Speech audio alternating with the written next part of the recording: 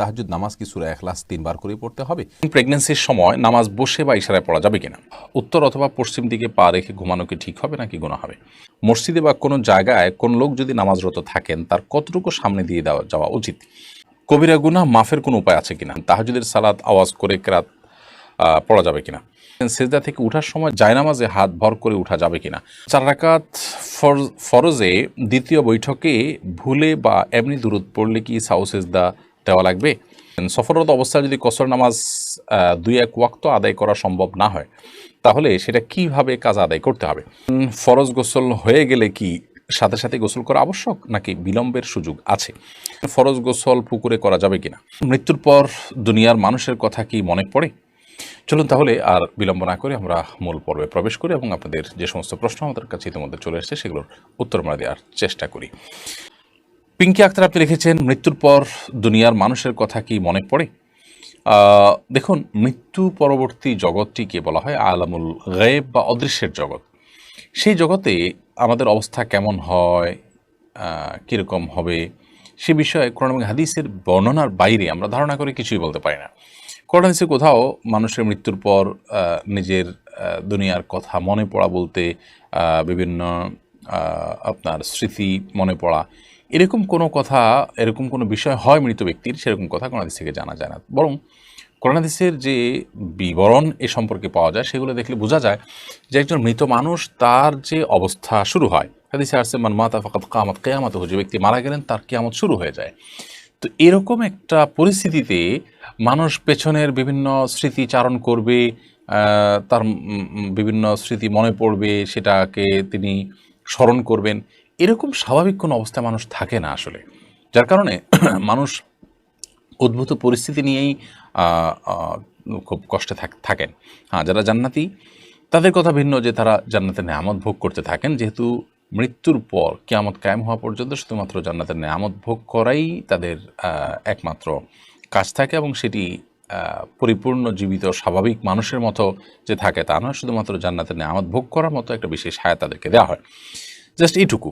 অতএব এর বাইরে তাদের দুনিয়ার কথা মনে পড়ে, স্মরণ করেন, বা পেছনের কথাগুলোকে স্মরণ করে তারা তাদের ভালো লাগা মন্দ লাগা কাজ করে, এরকম কোনো কথা কোরআন হাদিস দ্বারা আমরা জানি না। বিধায় আলমুল গায়েবের দৃশ্যগুলোকে বা সেখানকার চিত্রগুলোকে আমরা ধারণা করে বলতে পারি না, এটি আল্লাহর উপরে ন্যস্ত করবো, আল্লাহ তাআলা ভালো জানেন। এরপর মিস তানিয়া প্রধান আপনি লিখেছেন, মাসিক ভালো হওয়ার পর নামাজ শুরু করার পর যদি আবার প্রস্রাব করার পর 1-2 ফোঁটা বের হয় তখন কোমর পর্যন্ত ধুলেই হবে নাকি গোসল করতে হবে? দেখুন, মাসিক যদি যথাযথভাবে ভালো হয়ে যায়, আপনার যে সময় ভালো হওয়ার কথা সে সময় ভালো হয়ে গেছে, যেদিন ভালো হওয়ার কথা সেদিন ভালো হয়ে গেছে, এর বেশি আপনার হয় না নর্মালি, এরপরে আবার কখনো বের হয়ে গেছে, প্রতি মাসে আপনার 6 দিন হয়, 7 দিন হয়, 8 দিন হয়, একটা অভ্যাস আছে, সে অভ্যাসের সময়টা পার হয়ে যাওয়ার পরে যদি বের হয় তাহলে এটা অসুস্থতা, অতএব এটুকু ধুয়ে ফেললেই হয়ে যাবে।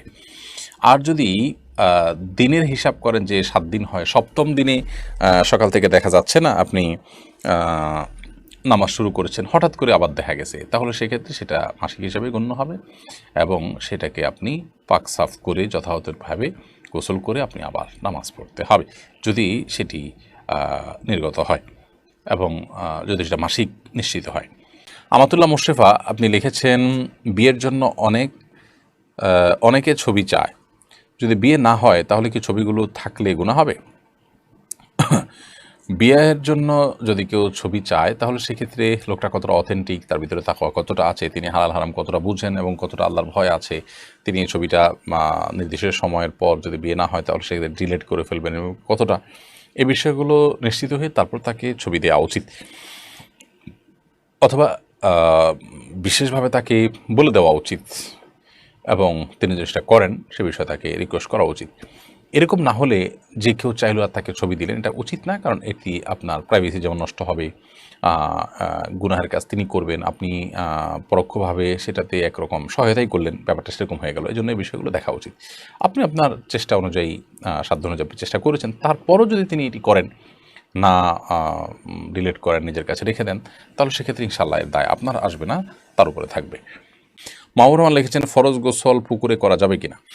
ফরজ গোসল পুকুরে করা যাবে, কোনো অসুবিধা নেই। পুকুর সাধারণত বড় হয়ে থাকে আমাদের দেশে, একেবারে ছোট গড় যদি হয় যে 10 হাত করে চারদিকে 40 হাতেরও কম হয়, তাহলে সেক্ষেত্রে সেটা ভিন্ন। কিন্তু এর বাইরে বড় যদি হয় তাহলে সেক্ষেত্রে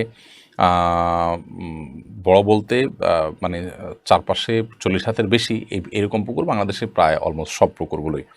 তো এই সমস্ত পুকুরে গোসল করাতে কোনো অসুবিধা নেই। ফরজ গোসল, সেখানে যদি আপনার নাপাক লেগেও যায় তাতে সব পানি নাপাক হয়ে যাবে না, কারণ পানি যখন অনেক বেশি থাকে সেখানে সামান্য নাপাক লাগলে সব পানি নাপাক হয়ে যায় না। হ্যাঁ, নাপাকটা যদি কোথাও দৃশ্যমান থাকে তাহলে ওই দৃশ্যমান যেখানে তার আশপাশের পানিগুলো শুধুমাত্র নাপাক থাকবে, এবং সেটা যদি আস্তে আস্তে পরিবর্তিত হয়ে যায় আর দৃশ্যমান না থাকে তাহলে তার কোনো কথাই নেই।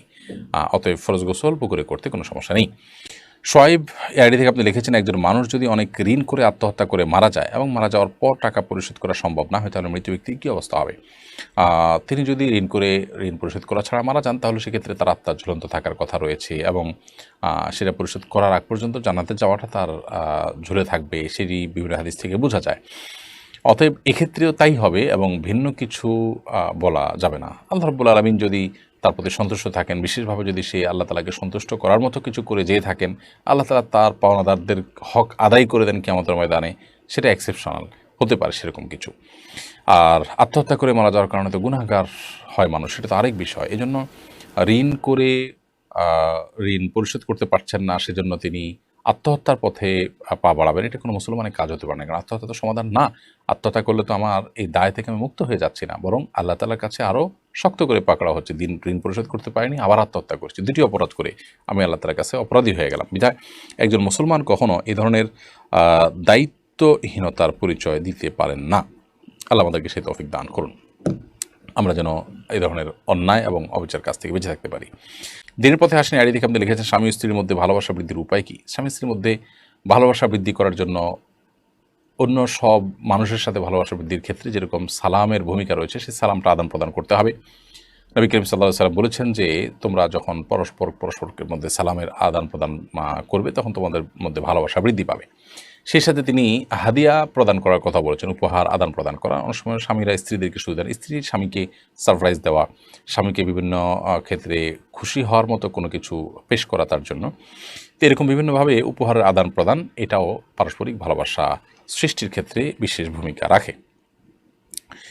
এপি আনোয়ার এটি থেকে আপনি লিখেছেন, 4 রাকাত ফরজে দ্বিতীয় বৈঠকে ভুলে বা এমনি দুরূদ পড়লে কি সাউ সেজদা দেওয়া লাগবে? দেখুন, 4 রাকাত ফরজ নামাজের দ্বিতীয় বৈঠকে যদি ভুলে আপনি দুরূদ পড়ে ফেলেন তাহলে সেক্ষেত্রে হানাফি মাযহাব অনুযায়ী আপনাকে সেজদায়ে সাহু দিতে হবে। কারণ দ্বিতীয় বৈঠকে আত্মাহিয়াতু পড়ার পর বিভিন্ন হাদিস থেকে আমরা জানতে পারি যে দ্রুততার সাথে দাঁড়িয়ে যেতে বলা হয়েছে এবং বিলম্ব করতে নিষেধ করা হয়েছে। সেই সাথে আপনি নবী সাল্লাল্লাহু আলাইহি ওয়াসাল্লামের প্রতি দুরূদ পাঠ করেছেন, এটা তো ভুলে পড়েছেন, এটা তো শেষ বৈঠক মনে করে আপনি এটা পড়েছেন, তো অথচ এটা শেষ বৈঠক নয়। এসব কারণে সিজদা সাহু দেওয়ার কথা ওলামায়ে আহনাফ বলে থাকেন, যদিও হাম্বলী মাযহাব ওলামায়ে ইকরাম, সৌদি আরব ওলামায়ে ইকরাম তারা বলেন যে না, দুরূদ শরীফ যদি পড়ে ফেলে তার কারণে সিজদা সাহু বর্তাবে না। এটি সৌদি আরব ওলামায়ে ইকরাম বা হাম্বলী মাযহাবের ওলামাদের মত। শেখ শোয়েব আপনি লিখেছেন, ফরজ গোসল হয়ে গেলে কি সাথে সাথে গোসল করা আবশ্যক নাকি বিলম্বের সুযোগ আছে? গোসল ফরজ হয়ে গেলে সাথে সাথে গোসল করা উত্তম যদি সে সুযোগ থাকে, তবে বিলম্ব করার সুযোগ আছে যদি গোসল ফরজ হওয়ার পর পরবর্তী যে নামাজের ওয়াক্ত, সেই নামাজের ওয়াক্ত বা যদি তার উপরে কোনো নামাজ বর্তায়, তাহলে এই নামাজের ওয়াক্ত শেষ হওয়ার আগ পর্যন্ত তিনি বিলম্ব করতে চান, তাহলে শেষ মুহূর্তে বা ওয়াক্ত শেষ হওয়ার আগে আগে গোসল করে নামাজ পড়ে ফেললেন, এতটুকু বিলম্ব করা জায়েজ আছে। তবে এক্ষেত্রেও গোসল ফরজ হয়ে গেলে যদি লম্বা সময় তিনি বিলম্ব করতে চান, এশার পরে গোসল ফরজ হয়ে গেল, ফজর আগ পর্যন্ত তিনি সুযোগ পাবেন গোসল করার, তাহলে সেক্ষেত্রে এই সময়টা তিনি গোসল না করে শেষের দিকে একসাথে ফজর ওয়াক্ত হলে তখন গোসল করতে চান, তাহলে অজু করে ঘুমানো বা অন্যান্য কাজ করাটা সুন্নাহ, এটা উত্তম। কিন্তু যদি কোনো কারণে ওযু নাও করেন তাতে তিনি কবিরা গুনাহ করেছেন ব্যাপারটা এরকম না, সুন্নাতও করেছেন, এটুকু বলা যাবে। রিফাত মাহমুদ লিখেছেন, তাহাজ্জুদের সালাত আওয়াজ করে কেরাত পড়া যাবে কিনা? তাহাজ্জুদের সালাতে আপনি রাতে আওয়াজ করে কেরাত পড়তে পারেন, যেহেতু রাতের নামাজ আপনি আওয়াজ করে কেরাত পড়তে পারবেন। দিনের নামাজ হলে সেটা নীরবে পড়বেন, আর রাতের নামাজ আপনি অবশ্যই আওয়াজ করে পড়তে পারেন। মোহাম্মদ জুনেদ ইসলাম আপনি লিখেছেন, আমি কিভাবে আল্লাহর প্রিয় বান্দা হতে পারি? আল্লাহর প্রিয় বান্দা হওয়ার জন্য দুনিয়া বিমুখতা হলো পূর্বশর্ত। নবী করিম সাল্লাল্লাহু আলাইহি ওয়াসাল্লাম সাহাবীদেরকে বলেছেন যে তোমরা কিভাবে আল্লাহর প্রিয় পাত্র হবে, তার উপায় হলো যে তোমরা দুনিয়ার ব্যাপারে বিমুখ থাকবে, দুনিয়ার প্রতি তোমাদের আকর্ষণ থাকবে না, দুনিয়া নিয়ে তোমাদের বিশেষ কোনো আগ্রহের জায়গা থাকবে না, দুনিয়া উপার্জন করতে হবে, দুনিয়াতে বেঁচে থাকার প্রয়োজনে, কিন্তু এটার জন্য মানে ডু অর ডাইয়ের পর্যায়ে এটাকে নেওয়া যাবে না, এবং এটার জন্য মরিয়া হয়ে যাওয়া এটা করা যাবে না। এটুকু যদি আমরা করতে পারি সেক্ষেত্রে আল্লাহ তাআলার প্রিয় বান্দা হওয়ার পথ আমাদের জন্য সবচেয়ে বেশি সুগম হবে। এরপরে পিয়াল খান সাদ এআইডি থেকে আপনি লিখেছেন, আমাদের ইসলাম ধর্মে হালাল খাবারগুলো মুরগির গোশত, গরুর গোশত ইত্যাদি যদি ভিন্ন ধর্মের মানুষের কাছ থেকে মুরগির গোশত বা গরুর গোশত কেনা জায়েজ হবে? পশুগুলো বিসমিল্লাহ বলে জবাই করা হয়েছে কিনা জানা যদি না থাকে তাহলে খাদ্য কি হালাল হবে? বিশেষ করে দেশের বাইরে ঘুরতে গেলে এই ধরনের পরিস্থিতির সম্মুখীন হতে হয়। যদি আপনি মুসলিম প্রধান দেশে কথা বলেন তাহলে সেক্ষেত্রে আমরা বলবো সেখানে সাধারণত এখানে হালাল উপায়ে জবাই করার কথাই বেশি। যদি এরকম হয় সচরাচর, তাহলে সেক্ষেত্রে আপনি এটা কিনতে পারেন, অযথাই সন্দেহ করার প্রয়োজন নেই। আমার দেশে গরুর কথা বলা, যে গরুর গোশত প্রায় সব দোকানই মুসলমানদের, এবং তারা আল্লাহর নাম পড়ে জবাই করেন, এটাই স্বাভাবিক। বিধায় এটা নিয়ে আপনার আলাদা ধোঁয়াশা বা সংশয় থাকা উচিত না। হ্যাঁ, দেশের বাইরে আপনি যাচ্ছেন, সেখানে অমুসলিম প্রধান দেশ যদি হয় তাহলে সেক্ষেত্রে সেখানে কিভাবে জবাই হয়েছে আপনি জানেন না, হালাল কোনো অথেন্টিক কোনো প্রতিষ্ঠান থেকে হালাল সার্টিফিকেশনও নাই, তাহলে সেক্ষেত্রে আপনি সন্দেহ হলে সেরকম খাবার অবশ্যই অ্যাভয়েড করবেন এবং নিশ্চিত হওয়ার চেষ্টা করবেন যে এটি হালাল উপায়ে জবাই হয়েছে কিনা। যদি হয় তাহলে গ্রহণ করবেন, আর যদি ধোঁয়াশা থেকে যায় বা নিশ্চিত হওয়ার সুযোগ না থাকে তাহলে সেক্ষেত্রে অবশ্যই অ্যাভয়েড করবেন। ইঞ্জিনিয়ার নাজমুল হোসেন আপনি লিখেছেন, সফররত অবস্থায় যদি কসর নামাজ 2-1 ওয়াক্ত আদায় করা সম্ভব না হয় তাহলে সেটা কিভাবে কাজা আদায় করতে হবে? সফররত অবস্থায় কসরের নামাজ যদি আদায় করা না যায়, অর্থাৎ আপনার সফর অবস্থার নামাজ কাজা হয়, তাহলে বাড়িতে আসার পর সে নামাজটা যখন কাজা করবেন তো কসর হিসাবে কাজা করবেন, যেহেতু এটা ফরজ হয়েছিল কসর হিসাবে।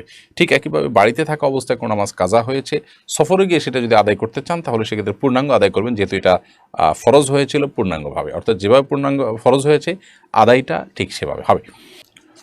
কবিরা গুনাহ মাফের কোনো উপায় আছে কিনা? হ্যাঁ, কবিরা গুনাহ মাফের উপায় তো অবশ্যই আছে। কবিরা গুনাহ মাফের জন্য আপনি আল্লাহ তাআলার কাছে ক্ষমা চাইবেন, এটাই হলো এর উপায়, এবং ইস্তিগফার করবেন এবং তওবা করবেন। আপনি যে অন্যায় করেছেন তার জন্য লজ্জিত অনুতপ্ত হয়ে ভবিষ্যতে যেন আর না হয় সেজন্য সংকল্প করবেন, এটাই হলো কবিরা গুনাহ মাফের উপায়, এবং সেই গুনাহ থেকে সরে আসবেন, আর কখনো না করার সংকল্প করবেন, যেটুকু হয়েছে তার জন্য লজ্জিত অনুতপ্ত থাকবেন, আল্লাহর কাছে ক্ষমা চাইতে থাকবেন, ইনশাআল্লাহ বিদিনিল্লাহ আল্লাহ তাআলা অবশ্যই সকল গুনাহ মাফ করবেন। এভাবে কাউসার আহমেদ আপনি লিখেছেন, আমার পরিবার, আমার মা, স্ত্রী সবাই বসে সালাত আদায় করে, মেয়েদের জন্য কি বসে সালাত আদায় করার সুযোগ আছে? এটা কি সত্য? না, মেয়েদের জন্য মেয়ে হলেই বসে নামাজ পড়া যাবে এটা এরকম না। এর সাথে মেয়ে বা ছেলের সম্পর্ক নাই, বরং বসে নামাজ পড়ার সাথে সক্ষমতা এবং অসক্ষমতার সম্পর্ক। অর্থাৎ কেউ যদি দাঁড়িয়ে নামাজ পড়তে না পারেন তাহলে তিনি বসে নামাজ পড়বেন। এখন আপনার পরিবারের মা, স্ত্রী সবাই বসে নামাজ পড়ে মহিলারা, এটার কোনো যৌক্তিক কারণ আদৌ আছে কিনা? সবাই কি মাযুর? সবাই কি এরকম যে দাঁড়িয়ে তারা নামাজ পড়তে পারেন না? এরকম শারীরিক অসুস্থ আছে কিনা? যদি না থাকে তাহলে সেক্ষেত্রে তাদের জন্য এটা জায়েজ নাই। হ্যাঁ, নফল নামাজ বা সুন্নত নামাজ যদি হয় তাহলে পুরুষ মহিলা সবাই চাইলে বসে নামাজ পড়তে পারেন, তবে দাঁড়িয়ে পড়লে সব অবশ্যই বেশি হবে। আর ফরজ নামাজের ক্ষেত্রে যদি ইচ্ছাকৃত বসে নামাজ পড়েন শারীরিক সক্ষমতা থাকা সত্ত্বেও, তাহলে অবশ্যই গুনাহ হবে, নামাজ হবে না। কামরুন্নাহার কেয়ার লিখেছেন, স্বামী তার মায়ের কথা স্ত্রীকে অন্যায়ভাবে মারে সবসময়, কোনো এক সময় কি রাগে স্ত্রীও পাল্টা মাইর দিতে পারে? বোন, রাগে আপনি কোনো অন্যায় মানে অন্য কোনো কাজ করে ফেলেছেন, তিনি আপনার প্রতি অন্যায় করছেন, আপনিও রাগের মাথায় অন্যায় করেছেন, তো আপনি তো তার মতোই হয়ে গেলেন, তাই না? তো অবশ্যই এটি করাটা কাম্য নয় বা এটা করা যাবে না। হ্যাঁ, রাগের মাথা যদি হয়ে যায় তাহলে সেক্ষেত্রে সেটার জন্য প্রায়শ্চিত্ত করা উচিত, লজ্জিত অনুতপ্ত হওয়া উচিত, তওবা করা উচিত, ভবিষ্যতে যেন না হয়। এখন কথা হলো তিনি মারতে থাকেন, আমি কি করব? আমি আত্মরক্ষা করার চেষ্টা করব। যদি এমন হয় যে তার মারে আমার আঘাতপ্রাপ্ত হই, আমি কষ্ট নিপতিত হই এবং আমি অ্যাক্সিডেন্টে পড়ার বা দুর্ঘটনার আশঙ্কা করি, তাহলে সেক্ষেত্রে অবশ্যই আমি ডেফিনেটলি সেটিকে প্রতিহত করার চেষ্টা করব বা আত্মরক্ষা করার চেষ্টা করব, কিন্তু পাল্টা তাকে মার দেওয়ার চেষ্টা করব না। হ্যাঁ, যদি এমন হয়, আল্লাহ না করুন এত মানুষ হয় যে আপনার জীবনকে সংকটের মধ্যে ফেলে দেয়, তাহলে তো সেক্ষেত্রে আপনি আত্মরক্ষার জন্য যতটুকু প্রয়োজন ততটুকু আপনি অবশ্যই করতে পারেন। কিন্তু আপনাকে এমনিতে শারীরিকভাবে আঘাত করেছে, যেটা কারণে আসলে বাঁচা মরার কোনো ব্যাপার না, আপনি জেদের বশবর্তী হয়ে রাগে কষ্টে ক্ষোভে আপনিও পাল্টা আঘাত করেছেন, তো অন্যায়ের বিপরীতে আপনিও একটি অন্যায় করলেন। তিনি যে অন্যায় করেছেন তার চেয়ে ছোট অন্যায় করেননি, বরং আপনিও এক ধরনের বড় অন্যায় করেছেন, তো এটা উচিত না। আর যে ভদ্রলোক তার মায়ের কথা স্ত্রীর গায়ে হাত তুলেন, তিনি অবশ্যই ছোট লোকই করছেন এবং তিনি গুনাহগার হচ্ছেন। প্রিয় নবী সাল্লাল্লাহু আলাইহি ওয়াসাল্লাম কোনোদিন কোনো নারীদের গায়ে হাত তোলেননি। তার একাধিক স্ত্রী ছিলেন এবং বিভিন্ন বিষয়ে মনোমালিন্য হয়েছে, কিন্তু কখনও তাদের গায়ে হাত তোলেননি এবং তিনি এই ব্যাপারে নিরুৎসাহিতও করতেন। অতএব একজন ইমানদার হিসাবে মায়ের কথা, বিশেষ করে স্ত্রীর প্রতি অন্যায় করা, অবিচার করা, এটা গুনাহের কথা। আল্লাহ সুবহানাহু ওয়া তাআলা বলেছেন, আশিরুহুন্না বিল মারুফ, তোমরা তোমাদের স্ত্রীদের সাথে সুন্দরভাবে দিনাতিপাত করবে এবং জীবন যাপন করবে। বিধায় জুলুম কোনো অবস্থাতে গ্রহণযোগ্য নয়। আপনি সবর করুন বোন, এই সমস্যা আপনার চিরকাল থাকবে না ইনশাআল্লাহ। সংসার ভারী হবে, একটা সময় সন্তান সন্ততি বড় হবে, আপনার সমস্যার সমাধানের পথ আপনি খুঁজে পাবেন। আল্লাহ আপনাকে সবর তৌফিক দান করুন এবং আপনার স্বামীকে আল্লাহ তাআলা হেদায়েত দান করুন। এরপরে সাজ্জাদ সালেহ আপনি লিখেছেন, মসজিদে বা কোনো জায়গায় কোন লোক যদি নামাজরত থাকেন তার কতটুকু সামনে দিয়ে যাওয়া উচিত? মসজিদ বা কোনো জায়গায় যদি কোনো লোক নামাজরত থাকেন, নামাজ অবস্থায় থাকেন, তাহলে সেক্ষেত্রে তার 2 কাতার 3 কাতার সামনে দিয়ে, 3 কাতারের পর থেকে তো যেতেই পারবেন। অনেক উলামায়ে মতে 1 কাতার পর, তার সিজদার জায়গার পর থেকে আপনি যেতে পারেন, কারণ তার সিজদার জায়গার এরিয়ার মধ্যে গেলে তার নামাজের মনোযোগটাকে নষ্ট করবে, কিন্তু এর বাইরে দিয়ে গেলে তার মনোযোগ নষ্ট করার কথা নয়। তো এই মতটি রয়েছে, তবে এর বাইরে আরেক অন্যান্য ওলামাদের মত হলো 3 কাতার। এই মতটাও বেশ স্ট্রং যে তিনি যে কাতারে পড়ছেন আরও 2টা কাতারের বাইরের অংশ দিয়ে তিনি চাইলে হাঁটতে পারেন।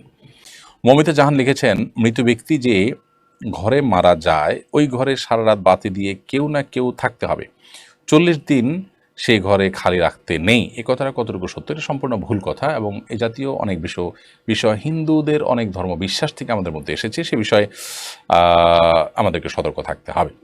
হুমায়রা মাসুদ আপনি লিখেছেন, আমার স্বামী একজন সরকারি চাকরিজীবী, চাকরির শেষে সে যে পেনশন পাবে সেটা নেওয়া জায়েজ হবে কিনা? অবশ্যই সরকারি চাকরি যে পেনশনের টাকা গ্রহণ করতে পারেন, এতে কোনো অসুবিধা নেই। শিবন নাসরিন লিখেছেন, মহিলারা কি রাতে নামাজগুলো একটু আওয়াজ করে পড়তে পারবে, বেশি জোরে না, নিজে শুনতে পায় এরকম? হ্যাঁ, নিজে শুনতে পায় এরকম করে করতে পারেন, অসুবিধা নেই। নাদিয়া সুলতান আপনি লিখেছেন, সেজদা থেকে উঠার সময় জায়নামাজে হাত ভর করে উঠা যাবে কিনা? সেজদা থেকে উঠার সময় আপনার মাটিতে বা জায়নামাজে ভর করে না উঠে যতটুকু সম্ভব আপনার সরাসরি ওঠা উচিত। যদিও নবী করিম সাল্লাল্লাহু আলাইহি ওয়াসাল্লাম মাটিতে ভর করে ওঠার কথা বর্ণিত আছে, কিন্তু সেটার ব্যাপারে অনেক মুহাদ্দিসদেরই ব্যাখ্যা হলো যে নবী সাল্লাল্লাহু আলাইহি ওয়াসাল্লামের শারীরিক অসুস্থতার কারণে এটা কখনো তিনি করেছেন। অতএব কারোর শরীরে অসুস্থতা বোধ করলে তিনি এটা করতে পারেন, কোনো অসুবিধা নেই। বাট সুস্থ স্বাভাবিক অবস্থাতে তার এরকম না করে বরং হাঁটুতে ভর করে তারপর দাঁড়ানো উচিত। এরপরে খুকুমনি আপনি লিখেছেন, রাস্তাঘাটে অনেকে সাহায্য চায়, টাকা চায়, এক্ষেত্রে কাদের সাহায্য করা উচিত আর কাদের সাহায্য করা উচিত নয়? যদি আপনার কাছে মনে হয় যে লোকটা ফ্রড বা প্রতারক বা তার আসলে অনেক আছে, তিনি ভনিতা করছেন, তাহলে সেক্ষেত্রে আপনি তাকে সাহায্য করবেন না। আর যদি আপনার মনে হয় সেরকম না, তাহলে সাহায্য করতে পারেন। এমনকি প্রতারক কিনা আপনি জানেন না, আপনি শুধু ধারণা করে যে সাহায্য করেন, ইনশাআল্লাহ বিদিল্লাহ সে প্রতারক হলেও আপনি আল্লাহর কাছে গুনাহগার তো হবেই না, বরং সওয়াব পাবেন, যেহেতু আপনি তার প্রতি সুধারণা করে দিয়েছেন। আব্দুর রাজাক লিখেছেন, অজু ছাড়া শুধু শুয়ে কোরআন মুখস্থ পড়া যাবে কিনা? শুয়ে কোরআন মুখস্থ পড়তে পারেন, অসুবিধা নেই, গুনাহ হবে না। নবী সাল্লাল্লাহু আলাইহি ওয়াসাল্লাম আমাদের রাসূলুল্লাহ গায়ে হেলান দিয়ে কোরআন তেলাওয়াত করেছেন। এমনি আব্দুল হাকিম লিখেছেন, ঘুমের সময় কপালে হাত দিয়ে ঘুমালে নাকি সমস্যা হয়, এটা সম্পর্কে জানতে চাই সে। না, ঘুমের সময় কপালে হাত দিয়ে ঘুমালে কোনো সমস্যা হয় এরকম কোনো কথা সঠিক নয়। আমরা অনেকে মনে করি যে কপালে হাত দিয়ে ঘুমালে বোধহয় তার দুঃখ দুর্গতি আসে ইত্যাদি ইত্যাদি, এগুলো আমাদের নিছক ধারণা এবং ধারণা প্রসূত কথা, এগুলোর কোনো ভিত্তি কোনো হাদিস দ্বারা প্রমাণিত নয়। বিধায় মাথায় বা কপালে কেউ হাত দিয়ে যদি ঘুমাতে চান সেটি তার জন্য জায়েজ, এটি না জায়েজ বা নিষিদ্ধ কোনো বিষয় নয়। এরপরে বিনা সুলতান আপনি লিখেছেন, উত্তর অথবা পশ্চিম দিকে পা রেখে ঘুমানো কি ঠিক হবে নাকি গুনাহ হবে? দেখুন, উত্তর অথবা পশ্চিম কোনো দিকে পা রেখে ঘুমানোর ব্যাপারে কোরআন এবং হাদিসে পরিষ্কার কোনো নিষেধাজ্ঞা নেই। উত্তর দিকে তো নাই, পশ্চিম দিকে বা কেবলার দিকে পা রেখে ঘুমানোর ব্যাপারেও কোনো পরিষ্কার নিষেধাজ্ঞা কোরআন হাদিসে কোথাও পাওয়া যায় না। তবে অনেক উলামায়ে কেরাম এটিকে নিষেধ করেন, সে নিষেধাজ্ঞাটা হারাম পর্যায়ে না, জাস্ট অনুত্তম মাকরুহ এ পর্যায়ে নিষেধাজ্ঞা অনেক উলামায়ে কেরাম আরোপ করেন এই যুক্তিতে যে পশ্চিম দিকে বা কেবলার দিকে পেশাব বা পায়খানা করা নিষেধ, আর সেই দিকে সবসময় আমরা যদি পাও দেই বা বসার সময় যদি পাও লম্বা করে বসি, তাহলে সেক্ষেত্রে এক ধরনের অসম্মান প্রদর্শন হতে পারে। আপনার উদ্দেশ্য সেটা না হলেও দৃশ্যত সেরকম মনে হতে পারে। আমরা কোনো সম্মানিত ব্যক্তির দিকে পা দিয়ে বসি না সাধারণত, সেই জায়গা থেকে অনেকে এটিকে নিষেধ করেন। তবে কোরআন হাদিসে পরিষ্কারভাবে কেবলার দিকে পা দেওয়ার পরে কোনো নিষেধাজ্ঞা নেই। যদি কেউ সেদিকে পা দিয়ে ঘুমান বা বসেন, তাহলে সেক্ষেত্রে কোরআন হাদিসের খেলাফ করেছেন এমনটি বলা যাবে না। তবে কারোর কাছে কেবলার প্রতি কাবার প্রতি ভালোবাসা এবং শ্রদ্ধার জায়গা থেকে তিনি পা দেয়াটা তার কাছে খারাপ লাগছে, সেটি ভিন্ন বিষয়। তরিকুল ইসলাম লিখেছেন, অমুসলিমকে রক্তদান করা যাবে কি? অমুসলিমকে রক্তদান করা যাবে, কোনো অসুবিধা নেই। ইসলামী শরিয়ার দৃষ্টিকোণ থেকে রক্তদান করা বা চক্ষু দান করা বা শরীরের কোনো অঙ্গ প্রত্যঙ্গ দান করা, এগুলোর ক্ষেত্রে আপনি কি কোনো নারীকে দিচ্ছেন না পুরুষকে দিচ্ছেন, মুসলিমকে দিচ্ছেন কি অমুসলিমকে দিচ্ছেন, এটা বিবেচ্য নয়। যে কোনো অভাবী মানুষকে আপনি দিতে পারেন। অতএব মুসলমানের রক্ত যেরকম অমুসলমানকে দেওয়া যায়, আবার অমুসলমান যদি কেউ রক্ত দেয় তাহলে সেটা মুসলমানের শরীরে গ্রহণ করলেও কোনো এর কারণে গুনাহ হবে না, বা শরিয়াত এর আলোকে এটা নিষিদ্ধ কোনো বিষয় হবে না। শাকিল আহমেদ আপনি লিখেছেন, জুমার নামাজে খুতবার সময় দান বাক্স চালালে বা টাকা উঠালে সেটা জায়েজ হবে কিনা? না, জুমার নামাজে ইমাম সাহেব যখন খুতবা দেওয়ার জন্য বের হন, মিম্বরের দিকে অগ্রসর হন, তখন আর কোনো কথা বলা যায় না। কোনো নামাজ পর্যন্ত নবী করিম সাল্লাল্লাহু আলাইহি সাল্লাম শুরু করতে নিষেধ করেছেন নিজে থেকে। তবে এক ব্যক্তি মসজিদে প্রবেশের নামাজ পড়ে না, নবী সাল্লাল্লাহু আলাইহি ওয়াসাল্লাম তাকে দাঁড়িয়ে নামাজ পড়তে বলেছেন। অর্থাৎ সাধারণভাবে এই সময়টাতে শুধুমাত্র খুতবা শুনতে নির্দেশ করা হয়েছে। অতএব কোনো ব্যক্তিকে আপনার কথাবার্তা বলতে পর্যন্ত এটা আমি নিষেধ করা হয়েছে। অর্থাৎ কেউ কথা বলছে, আপনি তাকে থামার জন্য মুখ দিয়ে বলেছেন, সেটাও নিষিদ্ধ। আপনি ইশারা ইঙ্গিতে বলবেন। অর্থাৎ খুতবা শোনার জন্য নীরব নিস্তব্ধ থাকতে বলা হয়েছে। সেখানে যদি দান বাক্স চালানো হয়, টাকা উঠানো হয়, তাহলে হইচই হবে, অন্যমনস্ক হবে মানুষ, সেটি জায়েজ নাই। টাপু জানতে চেয়েছেন, তাহাজ্জুদ নামাজ কি সূরা ইখলাস 3 বার করে পড়তে হবে? তাহাজ্জুদ নামাজে সূরা ইখলাস কয়বার করে পড়তে হবে এরকম কোনো সংখ্যা কোরআন হাদিসে নির্ধারণ করা হয়নি। কেউ চাইলে একবার পড়তে পারেন, কেউ চাইলে একাধিক পড়তেও পারেন, তবে 3 বার পড়তে এমন কোনো কথা নেই। আলিফানুর লিখেছেন, প্রেগনেন্সির সময় নামাজ বসে বা ইশারায় পড়া যাবে কিনা? প্রেগনেন্সি হলেই নামাজ বসে পড়া যাবে বা ইশারায় পড়া যাবে, ব্যাপারটা এরকম নয়। তবে প্রেগনেন্সির সময় অনেক মা বোনরা এত বেশি অসুস্থ হয়ে পড়েন যে তাদেরকে বিছানায় শুয়ে পড়তে হয়, অথবা অনেকে আছেন যে শেষের দিকে এসে দাঁড়িয়ে নামাজ পড়াটা তাদের জন্য কঠিন হয়, শরীর ভার হয়ে যায়, তাদের শারীরিক দুর্বলতার কারণে বা স্থূলতার কারণে, নানা কারণে তারা দাঁড়িয়ে নামাজ পড়লে রুকু সিজদা করে স্বাভাবিকভাবে নামাজ পড়তে গেলে পড়ে যাওয়ার আশঙ্কা থাকে। এরকম আশঙ্কা যদি জোরালো হয়, প্রবল হয়, তাহলে সেক্ষেত্রে তিনি বসে নামাজ পড়তে পারেন। বসে নামাজ পড়ার ক্ষমতা না থাকলে তিনি শুয়ে অবশ্যই নামাজ পড়তে পারেন। কিন্তু এটা হলো যদি সেরকম পরিস্থিতি তৈরি হয়, কারোর প্রেগনেন্সি হলেই সামান্য ঠুনকো অজুহাতেই তিনি বসে নামাজ পড়া শুরু করবেন, ব্যাপারটা সেরকম নয়। মালিহা নুসরাত চাঁদনী আইদিকে আপনি লিখেছেন, একজন ব্যক্তি আমাকে নিয়ে এমন কিছু কথা বলেছে যার কোনো সত্যতা নেই। আমি ওনাকে ক্ষমা করে দিয়েছি, কিন্তু আমি ওনার সাথে সালাম দেওয়া পর্যন্ত কথা সীমিত রাখতে চাই। তাতে কি কোনো গুনাহ হবে? উনি আমার খুব কাছেরও না, আবার খুব দূরেরও না। দেখুন, আপনাকে নিয়ে যদি কেউ মিথ্যা কথা বলেন, তাহলে সেক্ষেত্রে আপনি তাকে ক্ষমা করে দিয়ে খুব ভালো কাজ করেছেন, সন্দেহাতীতভাবে সওয়াবের কাজ করেছেন। আল্লাহ সুবহানাহু ওয়া তাআলা বলেছেন, ওয়া আন তা'ফু হুয়া আকরাবু লিত-তাকওয়া, যদি মাফ করে দাও এটা তাকওয়ার খুব কাছাকাছি। খুব ভালো কাজ আপনি করেছেন। এর পাশাপাশি আপনি যেটি জানতে চেয়েছেন যে আপনি তাকে সালাম দেওয়া পর্যন্ত কথা সীমিত রাখতে চান, শুধু সালাম দেবেন, ওকে, তাতে কোনো অসুবিধা নেই। সালাম দিলেন, তিনি জবাব দিলেন, এটুকু হলে আপনি তার সাথে কথোপকথন করেছেন বা তার সাথে সম্পর্ক ছিন্ন করেননি, সেটি বলা যাবে। তবে এরপর আস্তে আস্তে একটা সময় যেন আপনি স্বাভাবিক হতে পারেন, সেই চেষ্টা আপনার মধ্যে থাকাটা অবশ্যই ভালো। তবে সালাম দিলে আপনি তাকে আর বয়কট করেছেন এটি বলা যাবে না, বা কথা বন্ধ রেখেছেন সেটি আর বলা যাবে না, এবং আপনি দায়মুক্ত থাকবেন ইনশাআল্লাহ তাআলা। উর্মি ইসলাম আপনি এডি থেকে লিখেছেন, কারো সম্পর্কে মনে মনে কিছু বললে কি গুনাহ হবে? আমি জানি সে অন্যায় করেছে, সে অন্যায় করেছে, সেটির জন্য আপনার মনে মনে তার অন্যায়ের কথা আপনার স্মরণ হলো, বা আপনি চিন্তা করলেন সে লোকটা খারাপ, এর কারণে আপনার কোনো গুনাহ হবে না, কারণ আপনি তো কাউকে কিছু বলেন নাই।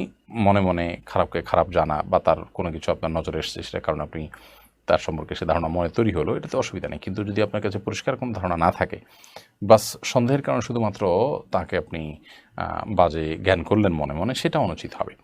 হাফসা বেগম এডি থেকে আপনি লিখেছেন, নামাজে সাহু সিজদা দেওয়ার পর আবার কি তাশাহুদ পড়তে হবে? সিজদায়ে সাহু দেওয়ার দুটি পদ্ধতি ফুকাহে কেরাম থেকে বর্ণিত আছে, ফুকাহে হানাফ এবং অন্য অনেক ফকিহদের মতে। আপনি সিজদায়ে সাহু দিয়ে উঠে আবার তাশাহুদ, আত্তাহিয়াতু ইত্যাদি পড়ে, শুধু তাশাহুদ পড়ে আত্তাহিয়াতু পড়ে এরপর আপনি সালাম ফিরিয়ে একদিকে, তারপর সিজদা দুটি দিয়ে, তারপর উঠে আবার তাশাহুদ ইত্যাদি পড়ে তারপরে দুদিকে সালাম ফিরাবেন। যদিও আর উলামায়ে কেরাম তাদের মত হলো এক্ষেত্রে, সৌদি আরব উলামায়ে কেরামের কথা বলছি, তাদের মত হলো এক্ষেত্রে যে আপনি সিজদায়ে সাহু হলো যে আপনার সূরা আত্তাহিয়াতু দুরূদ ইত্যাদি সব কিছু পড়ার পর দুটো সিজদা দিয়ে উঠে দুদিকে সালাম ফিরে ফেলাবেন। আবার কোনো আর উলামায়ে কেরাম দুই সময়ে দুই রকমের দুই পদ্ধতিতে সিজদা সাহু দেওয়ার কথা বলেন। তবে ফুকাহা হানাফ বা আমাদের দেশের বিষয়ক মানুষ হানাফি মাযহাবকে ফলো করেন, সে আলোকে আপনি আত্তাহিয়াতু পড়ে একদিকে সালাম ফিরে দুটো সিজদা দিয়ে উঠে আবার আত্তাহিয়াতু দুরূদ দিয়ে পড়ে দুদিকে সালাম ফিরে শেষ করবেন। সামিউল সরকার সোয়াদ আপনি লিখেছেন, কোর্ট থেকে কাগজ এনে তাতে ছেলে ও মেয়ের স্বাক্ষর করলে বিয়ে হবে? কোর্ট থেকে কাগজ এনে ছেলে মেয়ে উভয় যদি ওখানে যদি লেখা থাকে যে আমি কবুল করলাম, আমি প্রস্তাব করলাম, এরকম কথা থাকে এবং সেখানে উভয় স্বাক্ষর করে সাক্ষীদের উপস্থিতিতে, তাহলে বিয়ে হতে পারে। মুখে উচ্চারণ ছাড়া এভাবে বিয়ে হতে পারে। কিন্তু যদি এক পক্ষ প্রস্তাব দিল যে আমি প্রস্তাব করলাম বিয়ের, আরেক পক্ষ কবুল করলাম, এরকম কথা যদি লেখা না থাকে, জাস্ট লেখা থাকলো যে উনি স্বামী উনি স্ত্রী, তাহলে এভাবে হলে বিয়ে হবে না। অর্থাৎ জাস্ট কাবিনে লেখা আছে স্বামীর ঘরে স্বামী, স্ত্রীর ঘরে স্ত্রী, সেখানে স্বাক্ষর করলো, এতে হবে না। যদি লেখা থাকে যে হ্যাঁ আমি অমুককে বিয়ের জন্য এত টাকা মহার বিনিময়ে প্রস্তাব করলাম, স্বাক্ষর আছে, আবার অপরপক্ষ বললো যে আমি গ্রহণ করলাম, তারপর স্বাক্ষর আছে, এভাবে হলে হবে। অর্থাৎ যেটা মুখে বলবে জাস্ট ওইটাই লেখা আছে, এভাবে বিয়ে হতে পারে যদি সাক্ষীদের উপস্থিতি হয়।